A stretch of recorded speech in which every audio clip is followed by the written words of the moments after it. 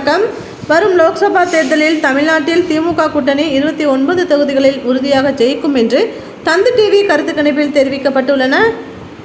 தமிழ்நாட்டில் 7 கட்டங்களாக நம் நாட்டில் லோக்சபா தேர்தல் நடைபெற உள்ளது. தமிழ்நாடு மற்றும் புதுச்சேரியில் ஒரே கட்டமாக 40 தொகுதிகளுக்கும் லோக்சபா தேர்தல் நடைபெற உள்ளது. இந்நிலையில் தமிழக லோக்சபா தேர்தல் தொடர்பாக தந்தி டிவி சார்பில் மார்ச் 20 முதல் ஏப்ரல் 14 வரை கருத்து கணிப்பு மேற்கொள்ளப்பட்டது. இந்த கருத்து கணிப்புகளின் முடிவுகள் இன்று வெளியாகி உள்ளன. அதன்படி தமிழ்நாட்டில் மீண்டும் திமுக கூட்டணி கட்சிகள் தான் அதிக இடங்களை பெற வாய்ப்புள்ளது என தெரிவிக்கப்பட்டுள்ளது. அதன்படி தமிழ்நாட்டில் உள்ள 39 தொகுதிகளில் கூட்டணி திமுக கூட்டணி என்பது 34 இடங்களில் வெல்லும் என தெரிவிக்கப்பட்டு உள்ளது. இதில் திமுக 29 தொகுதிகளில் எளிதாக வெற்றி பெறும் எனவும் 5 தொகுதிகளில் கடும் போட்டிக்கு இடையே வெற்றி பெறலாம் எனவும் தெரிவிக்கப்பட்டுள்ளது.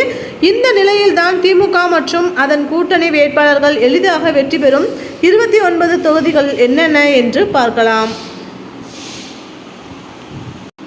தமிழ்நாட்டில் திமுக வேட்பாளர்கள் 21 தொகுதிகளில் களமிறங்கியுள்ளன. இதில் தூத்துக்குடி, நீலகிரி, பெரம்பலூர், நாமக்கல், தர்மபுரி, வடசென்னை, மத்திய சென்னை, அரக்கோணம், காஞ்சிபுரம், ஆரணி, ஸ்ரீபெரும்புதூர், திருவண்ணாமலை, தஞ்சாவூர், தென்காசி, கிருஷ்ணகிரி, சேலம் ஆகிய 16 தொகுதிகளில் திமுக வேட்பாளர்கள் எளிதாக வெற்றி பெறுவார்கள் என கூறப்பட்டுள்ளது.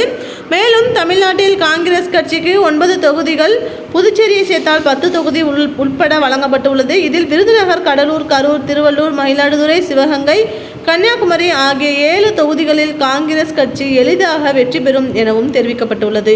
மேலும் திமுக கூட்டணியில் விடுதலை சிறுத்தைகள் கட்சிக்கு வழங்கப்பட்டுள்ள சிதம்பரம், விழுப்புரம் தொகுதிகளில் திருமாவளவன், ரவிக்குமார் ஆகியோர் வெற்றி பெறுவார்கள். அதேபோல் மார்க்சிஸ்ட் கம்யூனிஸ்ட் கட்சிகளுக்கு திமுக வழங்கியுள்ள திண்டுக்கல், மதுரை சச்சிதானந்தம், மதுரை சு. வெங்கடேசன் தொகுதியில் அந்த கட்சி வேட்பாளர்கள் வெற்றி பெறுவார்கள்.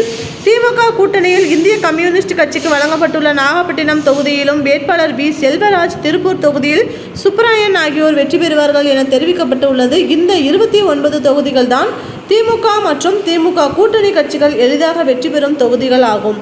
மேலும் ஈரோடு, திருச்சி, தேனி, ராமநாதபுரம், தென் சென்னை தொகுதிகளில் கடும் போட்டி நிலவும். இருப்பினும் இறுதியில் திமுக வெற்றி பெறலாம் என கணிக்கப்பட்டு உள்ளது. இந்த தொகுதிகளை சேர்த்தால் திமுக 34 இடங்களில் வெல்ல வாய்ப்புள்ளதாக தந்தி டிவி கருத்து கணிப்பில் கூறப்பட்டுள்ளது.